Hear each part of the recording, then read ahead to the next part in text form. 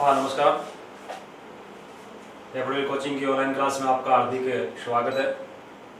देखो आज हिंदी के अंदर हमें जो हमारा जो टॉपिक रहेगा वो हम पढ़ेंगे समास कि समास कितने प्रकार के हैं, समास शब्द का अर्थ क्या है, किस प्रकार परीक्षा में प्रश्न पूछे जा सकते हैं। ठीक है, संधि हमने पढ़ ली है, उपसर्ग प्रत्यय पढ़ ली है, तो एक टॉपिक हमारा शेष रह गया था समास। आज हम समास के बारे में पढ़ते हैं। देखो इस शब्द का यदि विभाजन करेंगे तो यहाँ पर सम धन आस होगा। सम धन आस, सम का यदि हम अर्थ देखें यहाँ पर तो सम का अर्थ यहाँ पर सम्यक से भी लिया जाता है और सम्यक का अर्थ यहाँ पर समीप से भी लिया जाता है। आस का अर्थ देखें तो आस का अर्थ क्या होता है? बैठना या बिठाना, बैठना या बिठाना। देखो ये जो समास शब्द है दो शब्दों से मिलकर बना है, यहाँ पर सम धन आस के योग से बना है। सम का अर्थ देखें तो यहाँ पर सम्यक से होता है। सम्यक का अर्थ क्या होता है? भली भांति होता है, या फिर इसका अर्थ हम किसके रूप में ले सकते हैं? समीप के रूप में भी ले सकते हैं। और आस का अर्थ बैठना या बिठाना होता है। अब देखो सम का अर्थ है हमने ले लिया समीप और आस का अर्थ हो गया बैठना या बिठाना, तो मतलब समीप में बिठाना। अब समीप में हम बिठाएंगे कैसे? तो यहाँ पर समास के अंदर क्या होता है कि दो जो सार्थक जो शब्द होते हैं, दो सार्थक शब्दों को समीप में बिठाना ही क्या है? समास है। दो सार्थक शब्दों को, जैसे हम कोई भी समास से विग्रह पढ़ेंगे और उसके अंदर जो सार्थक जो शब्द है उनको यदि हम समीप में लाके बिठा देते हैं तो वो उसे क्या कहते हैं? सामासिक शब्द कहते हैं। जैसे यदि हम कोई बात करें, एक आपको समास विग्रह दे रखा है, रेल पर चलने वाली गाड़ी है। ठीक है, यह समास विग्रह है और इसका यदि हमें सामासिक पद बनाना है तो यहाँ पर देखो एक तो मुख्य जो पद है वो कौन सा है? रेल है, और दूसरा यहाँ पर जो सार्थक जो शब्द है वो कौन सा है? गाड़ी है। जब इन शब्दों को हमें समीप में लाकर बिठा देंगे तो वो जो शब्द कहलाएगा वो क्या कहलाएगा? सामासिक शब्द कहलाएगा। ठीक है ना, तो यहाँ पर पहला पद और ये जो दूसरा जो पद है उसको यदि हम समीप में लाकर बिठाएंगे तो यहाँ पर ये जो शब्द बनेगा वो क्या होगा? रेलगाड़ी होगा।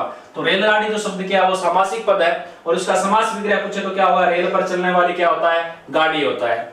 तो हम समास का यदि शाब्दिक अर्थ देखें तो समास का यदि आपको शाब्दिक अर्थ पूछे तो समास का शाब्दिक अर्थ क्या होता है? संक्षेप होता है। तो भाषा को संक्षेप में करने के लिए हिंदी के अंदर किसका प्रयोग किया गया? समास का प्रयोग किया गया कि दो जो यहाँ पर देखो एक पद ये है, एक ये है और एक ये पद है और एक ये पद है, और इनमें से हमने जो सार्थक जो पद है उनको समीप में लाकर बिठा दिया और एक शब्द यहाँ पर क्या बन गया? रेल गाड़ी हो गया। तो जो समास विग्रह है उसका हमने क्या कर दिया? संक्षिप्त रूप कर दिया। ठीक है, तो समास के अंदर हम देखें तो ये सम धन आस के योग से बना है।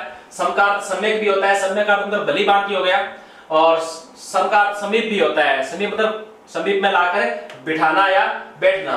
तो दो सार्थक शब्दों को समीप में लाकर बिठाना क्या है? समास है। और जैसे हमने एक उदाहरण जो पढ़ा है उसके अंदर एक पद पहला पद ले लिया और एक ये जो अंतिम जो पद है इन दोनों को हमने समीप में लाकर बिठा दिया तो ये क्या हो गया? एक सामासिक पद हो गया। तो इसी प्रकार यदि आपको समास का शाब्दिक अर्थ पूछे तो समास का शाब्दिक अर्थ क्या होता है? संक्षेप होता है। अब बात ये आती है कि समास का विलोम पूछ ले तो समास के यदि विलोम की हम बात करें तो समास का विलोम क्या होता है? जिस प्रकार संधि का विलोम मैंने क्या पढ़ा है? विग्रह पढ़ा है, इसी प्रकार समास का जो विलोम है तो समास का विलोम क्या होता है? व्यास होता है। ठीक है ना, समास का विलोम क्या होता है? व्यास होता है।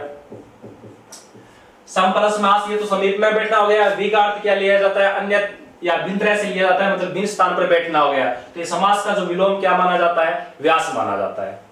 अब यदि हम परिभाषा की बात करें, समास की जो परिभाषा क्या होती है, तो समास की परिभाषा की हम बात करें तो समास के अंदर दो या दो से अधिक शब्दों का मेल होता है। ठीक है ना, जिस प्रकार हमने संधि के अंदर तो केवल क्या पढ़ा है कि संधि के अंदर तो क्या होता है? दो वर्णों का मेल होता है। संधि के अंदर तो क्या होता है? दो वर्णों का मेल होता है।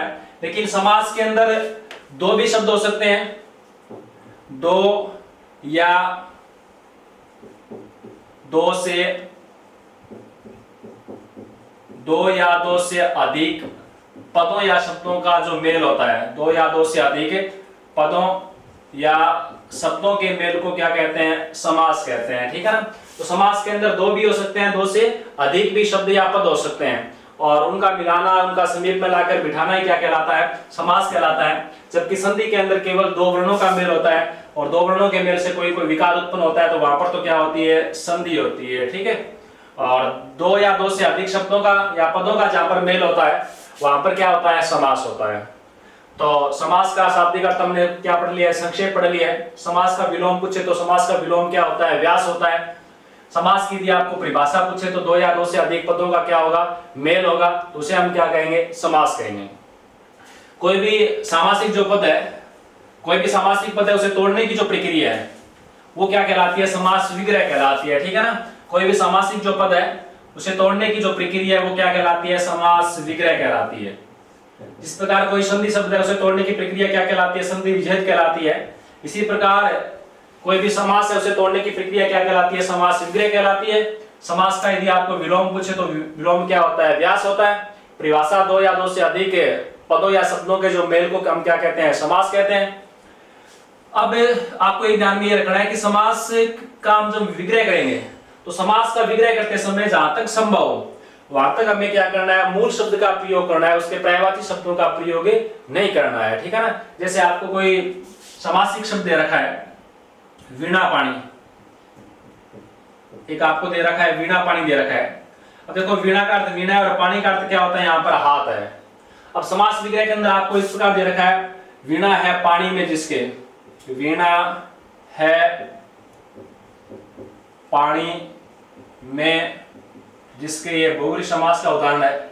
और एक समास आपको इस प्रकार दे रखा है, वीणा है हाथ में जिसके, वीणा है हाथ में जिसके। यदि इस प्रकार आपको समास विग्रह दे रखा है, एक में पानी दे रखा है और पानी का अर्थ क्या होता है, हाथ होता है, उसके पर्यायवाची या शब्द का अर्थ देखें तो पानी का अर्थ क्या होता है, हाथ होता है। तो यदि आपको दोनों समास विग्रह एक साथ दे रखे हैं तो यहाँ पर दोनों को समास विग्रह तो दोनों ही सही है कि वीणा है पानी में जिसके और वीणा है हाथ में जिसके।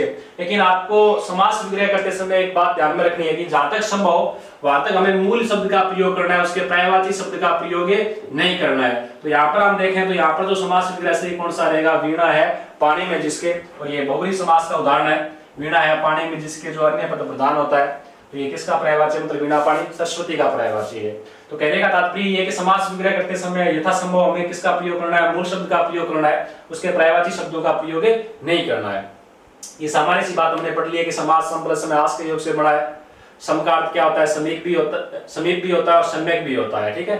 आस का अर्थ क्या होता है, बैठना या बिठाना होता है, अर्थात दो सार्थक शब्दों को समीप में लाकर बिठाना क्या है, समास है। और समास का शाब्दिक अर्थ हो गया संक्षेप और विलोम क्या हो गया, व्यास हो गया। कोई भी सामासिक शब्द है उसे तोड़ने की प्रक्रिया क्या कहलाती है, समास विग्रह कहलाती है। और समास विग्रह करते समय हमें यथासंभव ध्यान में क्या रखना है कि उसके मूल शब्द का प्रयोग करना है, उसके पर्यायवाची शब्द का प्रयोग नहीं करना है। अब बात ये आती है कि समास के भेद कितने हैं। देखो यहाँ से दो प्रश्न आपसे पूछे जा सकते हैं कि समास के जो भेद हैं वहां पर संख्या 6 भी मिलती है और 4 भी मिलती है। समास के यदि हम भेदों की बात करें, भेद या प्रकार, तो समास के भेद 4 या फिर 6, इनकी यदि बात करें तो यदि आपसे सीधा प्रश्न पूछे कि समास कितने प्रकार के हैं या समास के भेद कितने हैं, तो आपको उत्तर क्या बताना है, यहाँ पर 6 बताना है, ठीक है। और प्रश्न ये आ जाए कि पदों की प्रधानता के आधार पर, कि पदों की प्रधानता के आधार पर समास के भेद, पदों की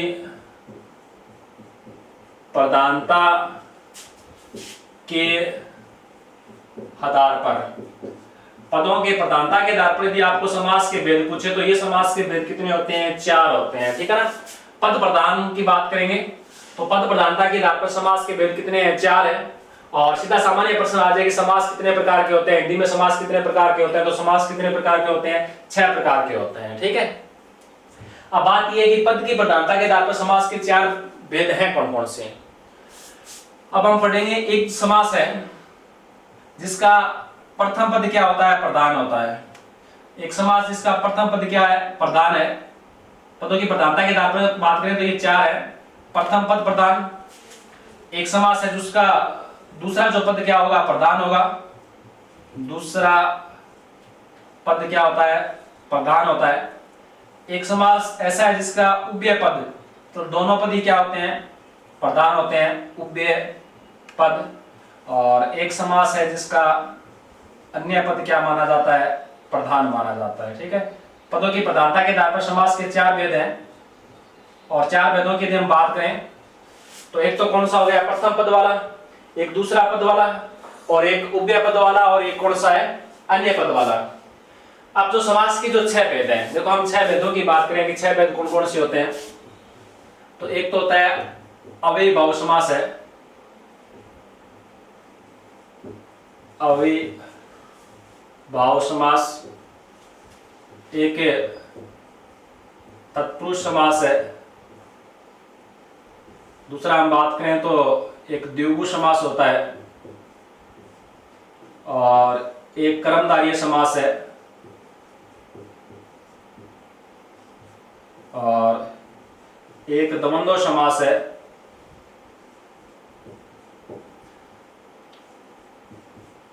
द्वंद्व समास है, और छठे समास की हम बात करें तो छठा जो समास है वो कौन सा है, बहुव्रीहि समास है। ठीक है, ये समास के 6 भेद होते हैं। ठीक है, एक अव्ययीभाव समास है, एक तत्पुरुष है, एक द्विगु समास होता है, एक कर्मधारय, एक द्वंद्व समास है, एक कौन सा है, बहुव्रीहि समास है। लेकिन हमें ये देखना है कि पदों की प्रधानता के आधार पर जो समास के जो भेद है वो कितने हैं, 4 हैं, और 4 भेदों की हम बात करें तो प्रथम पद वाला समास कौन सा है, तो आपको ये पूछे कि समास का प्रथम पद प्रधान होता है, तो इन 6 में यदि हम बात करें तो अव्ययीभाव जो समास होता है, अव्ययीभाव जो समास है उसका जो प्रथम पद क्या होता है, प्रधान होता है। ठीक है ना, अव्ययीभाव जो समास है उसका जो प्रथम पद क्या माना जाता है, प्रधान माना जाता है। परीक्षा के अंदर आपसे ये पूछा जा सकता है कि समास का प्रथम पद प्रधान होता है, तो आपको 4 ऑप्शन मिलेंगे, उसमें से जो अव्ययीभाव जो समास है उसका प्रथम पद क्या माना जाता है, प्रधान माना जाता है। दूसरे पद वाले की बात करें कि दूसरा पद किस समास का प्रधान है, तो तत्पुरुष जो समास होता है उसका दूसरा पद क्या माना जाता है, प्रधान माना जाता है। तो तत्पुरुष समास है उसका दूसरा पद क्या होता है, प्रधान होता है। उभय पद की बात करें या दोनों पद वाले समास की बात करें तो दोनों पद वाला कौन सा होता है, द्वंद्व जो समास है, द्वंद्व समास है उसके दोनों पद क्या होते हैं, प्रधान होते हैं। और अन्य पद वाली हम बात करें तो अन्य पद वाला जो समास है वो कौन सा है, बहुव्रीहि समास है, उसका अन्य पद क्या माना जाता है, प्रधान माना जाता है, या तीसरा पद क्या होता है, प्रधान होता है। तो पदों की प्रधानता के आधार पर समास के भेद कितने हैं, 4 हैं। प्रथम पद वाला समास कौन सा है, अव्ययीभाव समास है। दूसरे पद वाला कौन सा है, तत्पुरुष समास है। दोनों पद या उभय पद किस समास के प्रधान होते हैं, वो कौन सा है, द्वंद्व समास है। और अन्य पद वाला यदि हम समास की बात करें तो यहाँ पर जो समास है वो कौन सा है, बहुव्रीहि समास है। अब 2 समास रहेंगे हमारे पास, एक तो द्विगु समास है और एक कौन सा रहेगा, कर्मधारय समास रहेगा। यदि हम द्विगु और कर्मधारय की बात करें तो ये दोनों ही किसके उपभेद माने जाते हैं, तत्पुरुष समास के क्या माने जाते हैं, उपभेद माने जाते हैं। कर्मधारय भी तत्पुरुष समास का एक उपभेद है, और द्विगु भी तत्पुरुष समास का क्या माना जाता है, एक उपभेद माना जाता है। तो इस प्रकार समास के नियम में कुल भेदों की बात करें तो सामान्य रूप से ये कितने प्रकार है, 6 है। लेकिन पदों की प्रधानता के आधार पर हम बात करें तो ये कितने हो गए, 4 हो गए। ठीक है ना, अव्ययीभाव है, तत्पुरुष है, द्वंद्व समास है और बहुव्रीहि समास है। तो तत्पुरुष समास का उपभेद क्या माना जाता है, कर्मधारय माना जाता है और द्विगु माना जाता है। इसलिए इसका भी पद प्रधान कौन सा होता है, दूसरा होता है। और द्विगु जो समास है उसका भी पद प्रधान कौन सा होता है, दूसरा होता है। ठीक है, वैसे हम देखें तो 3 जो ये समास है इनके दूसरा पद क्या होता है, प्रधान होता है। अब मैंने पदों की प्रधानता के आधार पर ये पढ़ लिए 4। सामान्य रूप से आपको 6 पूछे तो 6 कौन कौन से हैं, अव्ययीभाव है, तत्पुरुष है, द्विगु है, कर्मधारय है, द्वंद्व है और बहुव्रीहि समास है। अब बात ये है कि इनकी हम पहचान किस प्रकार करेंगे, और अव्ययीभाव समास की सामान्य रूप से पहचान क्या है, तत्पुरुष समास की पहचान क्या है, द्विगु समास है, कर्मधारय है, द्वंद्व समास है या बहुव्रीहि समास है। तो यदि अव्ययीभाव समास की बात करें तो अव्यय, यहाँ पर देखो पहला जो शब्द क्या है, अव्यय है। अव्यय हमने पढ़ा है कि अव्यय वो शब्द होते हैं जिनका लिंग, वचन, काल, कार्य के आधार पर क्या नहीं होता है, कोई परिवर्तन नहीं होता है। तो अव्ययीभाव समास की पहचान तो ये है कि इसका प्रथम पद क्या होता है, प्रधान होता है। ठीक है, दूसरी यदि हम सामान्य रूप से देखें तो उपसर्ग है। ये जो आपको उपसर्ग जो मिलेंगे वो लगभग आपको किसमें मिलेंगे, अव्ययीभाव समास के अंदर मिलेंगे। पहला पद आपको क्या मिलेगा, अव्यय मिलेगा, या फिर पहला पद क्या होगा, उपसर्ग होगा। वहां पर जो समास होगा वो कौन सा होगा, अव्ययीभाव समास होगा। ठीक है, जैसे कोई शब्द दे दिया आपको आजीवन, आजीवन के अंदर देखें यहाँ पर मूल शब्द क्या है, जीवन है, और जीवन से पहले यहाँ पर उपसर्ग क्या दे रखा है, आ दे रखा है। तो यहाँ पर आपको आजीवन के अंदर यदि समास पूछे तो कौन सा है, अव्ययीभाव समास है। ठीक है, बाकी हम विस्तार से पढ़ेंगे इसके बारे में, इसके उदाहरण भी पढ़ेंगे। तो आपको सामान्य पहचान देखें तो यहाँ पर पहला पद उपसर्ग मिलेगा या पहला पद क्या मिलेगा, अव्यय मिलेगा। दूसरा जो समास है तत्पुरुष समास है, इसकी पहचान ये है कि आपको यहाँ पर कारक विभक्तियां लुप्त मिलेगी। तत्पुरुष समास के अंदर कर्म कारक से लेकर जो अधिकरण जो कारक है वहां तक की जो विभक्तियां है वो आपको क्या मिलती है, लुप्त मिलती है। कोई भी हम समासिक पद देखेंगे उसका जब समास विग्रह करेंगे तो वहां पर आपको कर्म कारक से लेकर अधिकरण कारक की जो विभक्तियां है वो आपको मिलेगी मध्य के अंदर। इस प्रकार कर्ता ने कर्म को करण से, इस प्रकार जो कारक होते हैं 8 कारक है उनमें से आपको 6 जो कारक है कर्म की कारक विभक्ति क्या मानी जाती है, को मानी जाती है। कर्ण से या के द्वारा हो गया, संप्रदान के लिए हो गया, अपमादान से अलग हो गया, संबंध काके की हो गया, अधिकरण में पर हो गया। ठीक है, तो इस प्रकार ये 6 जो कारक विभक्तियां हैं वो आपको तत्पुरुष समास के अंदर क्या मिलती है, लुप्त मिलती है। तो वहां पर जो समास माना जाता है वो कौन सा माना जाता है, तत्पुरुष समास माना जाता है। ठीक है, अब देखो द्विगु समास और कर्मधारय समास, इनका भी दूसरा पद प्रधान होता है, इसका भी दूसरा पद क्या होता है, प्रधान होता है। तो इनमें आप पहचान किस प्रकार करेंगे, देखो द्विगु समास की एक पहचान ये है कि इसका पहला पद क्या मिलेगा, आपको संख्यावाची मिलेगा। द्विगु समास के अंदर पहला पद क्या होना चाहिए, संख्यावाची होना चाहिए, और दूसरा पद आपको क्या मिलेगा, संज्ञा मिलेगा। पहला पद क्या होगा, संख्यावाची होगा, दूसरा पद क्या होना चाहिए, संज्ञा होना चाहिए। इस प्रकार चौराहा है या फिर अन्य जो उदाहरण है, दुनाली है, दुमुखी है, इस प्रकार के जो उदाहरण मिलेंगे। ठीक है, पहला पद आपको संख्यावाची होना चाहिए, दूसरा पद क्या होना चाहिए, संज्ञा होना चाहिए। वहां पर जो समास माना जाता है वो कौन सा माना जाता है, द्विगु समास माना जाता है। कर्मधारय समास की पहचान ये होती है कि इसमें एक पद क्या होता है, विशेष्य होता है, और दूसरा पद क्या होता है, विशेषण होता है। या एक पद विशेषण मिलेगा तो दूसरा पद क्या मिलेगा, विशेष्य मिलेगा। पहला पद है वो दूसरे पद की विशेषता बताएगा।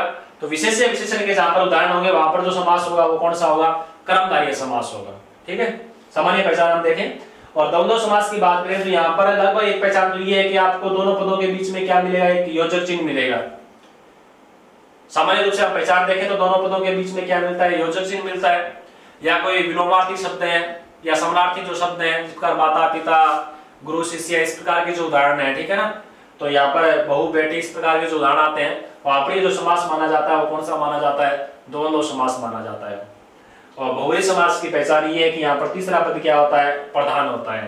तो सामान्य रूप से हम देखें तो देवताओं के जो पर्यायवाची आते हैं, जहां पर देवताओं के जो पर्यायवाची है वहां पर तीसरा जो पद क्या होता है, प्रधान होता है। तो इस प्रकार के जो आपको उदाहरण मिलेंगे वहां पर कौन से मिलेंगे, बहुव्रीहि समास मिलेंगे। तो कहने का तात्पर्य है समास के जो 6 भेद हैं उनमें एक अविभाव समास है, एक तत्पुरुष समास है, एक कर्मधारय, एक द्विगु है, एक द्वंद्व समास है, और एक कौन सा है, बहुव्रीहि समास है। पद की प्रधानता के आधार पर आपको समास के भेद पूछे तो कितने करने हैं, 4 करने हैं, और सामान्य रूप से आपको पूछे तो कितने करने हैं, 6 करने हैं। यहाँ पर पहला पद आपको या तो अव्यय मिलेगा या फिर क्या मिलेगा, उपसर्ग मिलेगा। यहाँ पर आपको कारक विभक्तियां क्या मिलेगी, लुप्त मिलेगी। कर्मधारय के अंदर एक पद क्या होगा, विशेष्य होगा, तो दूसरा पद क्या मिलेगा, विशेषण के रूप में मिलेगा। या एक पद विशेषण होगा तो दूसरा क्या मिल जाएगा, विशेष्य मिल जाएगा। या उपमेय और उपमान के उदाहरण मिलेंगे। द्विगु के अंदर पहचान सामान्य रूप से ये है कि इसका एक पद क्या मिलेगा, आपको संख्यावाची मिलेगा, और एक क्या होगा, संज्ञा होगा। और द्वंद्व समास के अंदर आपको दोनों पद क्या है, प्रधान है। और विलोमार्थी जो शब्द है या समानार्थी जो शब्द है उनका जो प्रयोग है वो किस में किया जाता है, द्वंद्व समास में किया जाता है। और देवताओं के जो पर्यायवाची है वहां पर जो समास माना जाता है वो कौन सा माना जाता है, बहुव्रीहि समास माना जाता है। तो इस प्रकार हमने समास शब्द का जो अर्थ पढ़ लिया है, परिभाषा पढ़ ली है, और 6 भेद कौन कौन से, और पदों की प्रधानता के आधार पर 4 कौन कौन से ये पढ़ लिए हैं। आज हम पहला जो समास है अविभाव समास है, तो इसके बारे में हम पढ़ेंगे, उदाहरण किस प्रकार आएंगे और अविभाव समास की सामान्य पहचान और क्या है।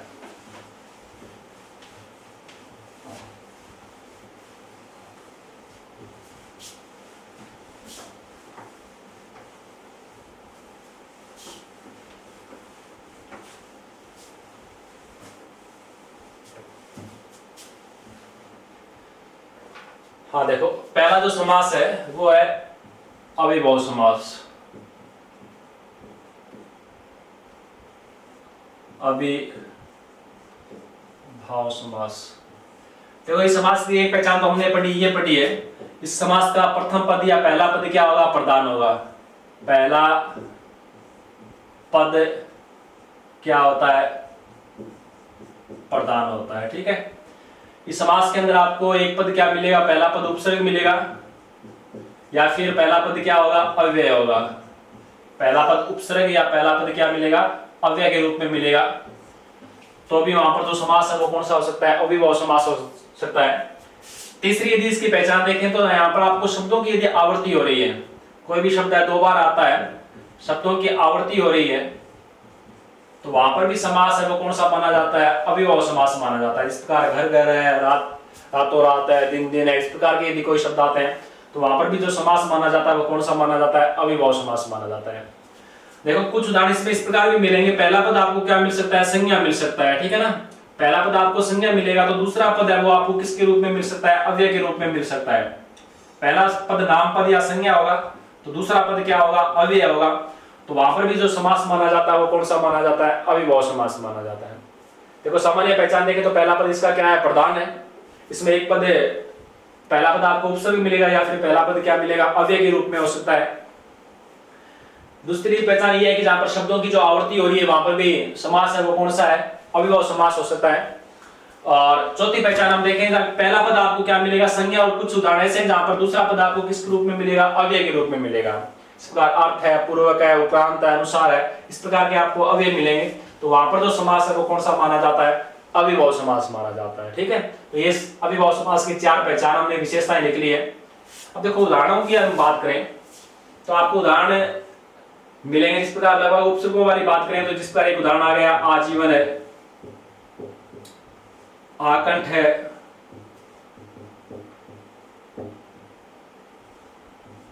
आमरण है, या प्रति उपसर्ग की बात करें जिस प्रकार प्रतिदिन है, प्रतिदिन, प्रतिशत है,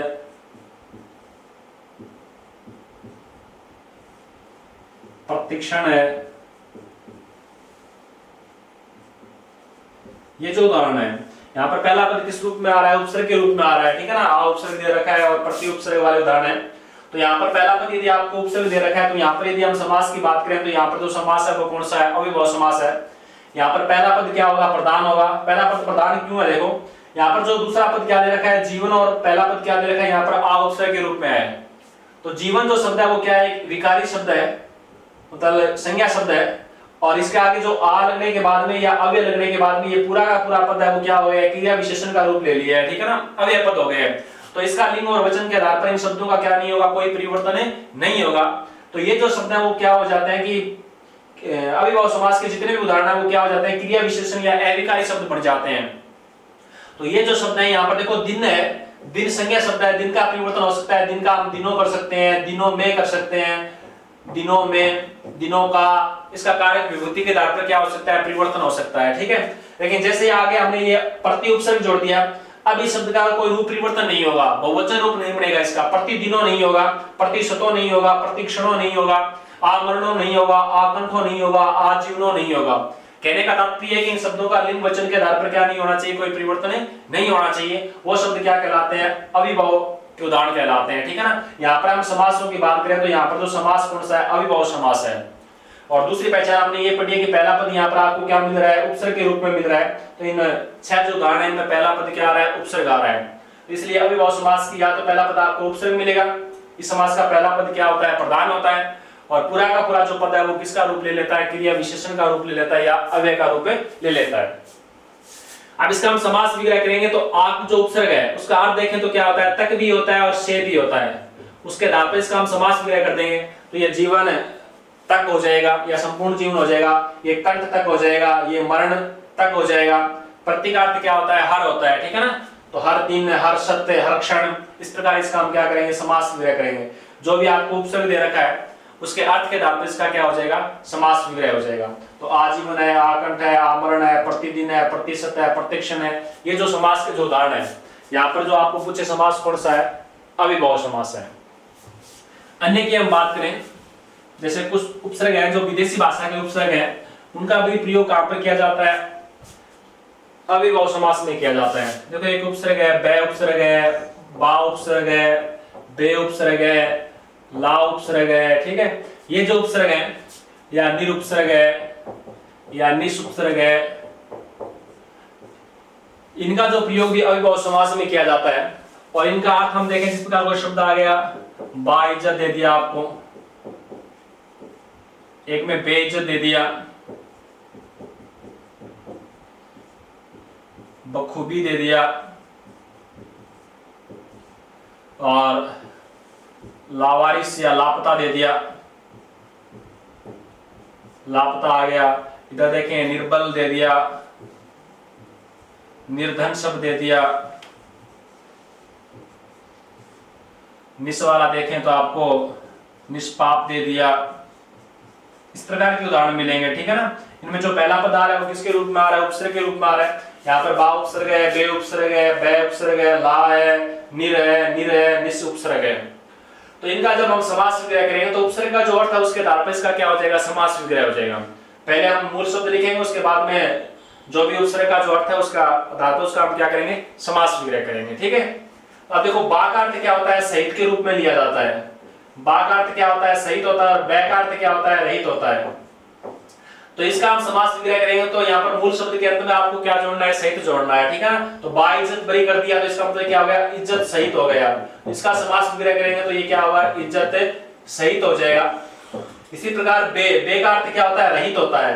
बे का अर्थ किसके रूप में लिया जाता है, रहित या अलग होने के रूप में लिया जाता है। तो बेइज्जत मतलब इज्जत से रहित हो गया। इसका समास विग्रह करेंगे तो ये क्या हो जाएगा, इज्जत रहित हो जाएगा या इज्जत से रहित हो गया, ठीक है।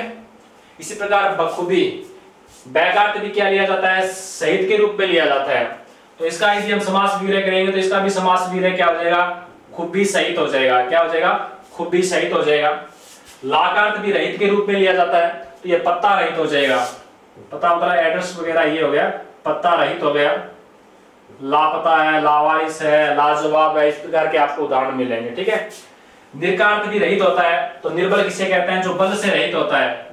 बल से रहित या बल रहित है वो क्या हो गया, निर्बल हो गया। निर्धन, जो धन से क्या है, रहित है, वो क्या हो गया, निर्धन हो गया। तो इसका समास विग्रह करेंगे तो क्या हो जाएगा, धन से रहित हो जाएगा। निष्पाप, निष्पाप निष्का अर्थ भी क्या लिया जाता है, रहित के रूप में लिया जाता है, ठीक है। इसका भी समास विग्रह करेंगे तो ये क्या हो जाएगा, पाप रहित हो जाएगा। निष्पाप का यदि हम करेंगे तो ये क्या हो जाएगा, पाप रहित हो जाएगा। तो इस प्रकार आपको जो ये उदाहरण है, अभी और समास के अंदर पहला पद आपको किसके रूप में मिलेगा, उपसर्ग के रूप में मिलेगा, या फिर पहला पद किसके रूप में मिलेगा, आपको अव्यय के रूप में मिलेगा। तो वहां पर जो समास करना है वो आपको कौन सा करना है, अव्ययभाव समास करना है। एक विशेषता हमने ये पढ़ी है कि जहां पर शब्दों की जो आवृत्ति होती है, एक शब्द यदि दो बार आ रहा है और वो दो बार आने के बाद में यदि अव्यय के रूप ले लेता है तो वहां पर जो समास होता है वो कौन सा है, अव्ययभाव समास है। जैसे हम बात करें, एक शब्द दे रखा है आपको, दिन दे रखा है, ठीक है ना। दिन जो शब्द है वो संज्ञा शब्द है, उसका रूप परिवर्तन हो सकता है। लेकिन यदि आपको दिन दिन दे दिया तो इसका बहुवचन रूप नहीं होगा, ठीक है ना, दिनों दिनों परिवर्तन नहीं होगा। तो ये दिन दिन जो शब्द है इसके यहाँ पर आवृत्ति हो रही है। तो आवृत्ति हो रही है, जहां पर शब्दों की आवृत्ति हो जाती है वहां पर जो समास माना जाता है वो कौन सा माना जाता है, अव्ययभाव समास माना जाता है। जैसे दिन दिन आ गया, घर घर आ गया, घर घर, या रातों रात आ गया, रातों रात, हाथों हाथ। इस प्रकार शब्दों की जो आवृत्ति हो जाएगी, हाथों हाथ, या मारा मारी, देखा देखी, मारा मारी, देखा देखी, इस प्रकार चला चले, इस प्रकार के आपको उदाहरण मिलेंगे, ठीक है ना। दिन दिन आ रहा है, घर घर आ रहा है, रातों रात है, हाथों हाथ है, मारा मारी है। तो यहाँ पर एक ही शब्द की क्या हो रही है, आवृत्ति हो रही है। तो आवृत्ति हो रही है तो यहाँ पर जो ये पूरा का पूरा पद है वो क्या हो जाता है, क्रिया विशेषण या अव्यय शब्द हो जाता है। और इन शब्दों का कोई लिंग और वचन के आधार पर क्या नहीं होगा, परिवर्तन नहीं होगा। अब देखो घर जो शब्द है वो संज्ञा शब्द है, घर का जो रूप परिवर्तन हो सकता है, लेकिन घर घर आ गया तो ये घरों घरों नहीं होगा। घरों घरों इसमें रूप परिवर्तन नहीं होगा, मतलब वचन के आधार पर इसका कोई रूप परिवर्तन नहीं होगा। तो ये जितने भी शब्द हमने लिखे हैं वो सभी शब्द क्या है, अव्यय या अविकारी शब्द हैं।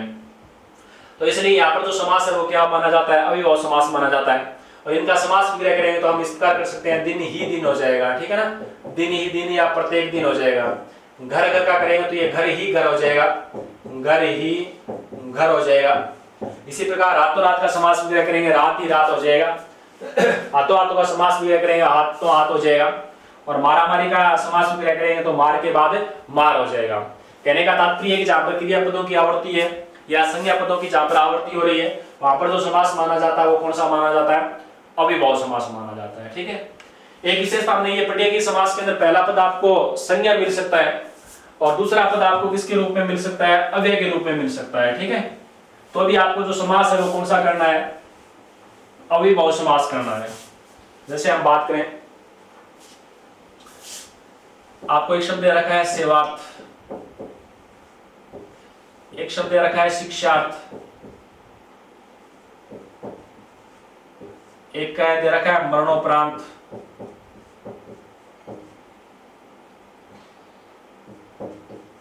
मरणोपरांत, एक दे रखा है आपको मृत्युपरांत,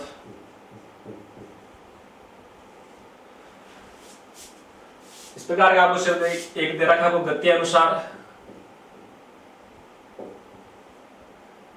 गति अनुसार, ठीक है। एक शब्द दे रखा है आपको ध्यानपूर्वक, ध्यानपूर्वक। ये जो उदाहरण दे रखे हैं उसमें दूसरा पद क्या आ रहा है, यहाँ पर देखिए, देखो पहला पद क्या है, सेवा, धन क्या है, अर्थ है। संधि विच्छेद करेंगे तो यहाँ पर सेवा धन क्या आएगा, अर्थ आएगा।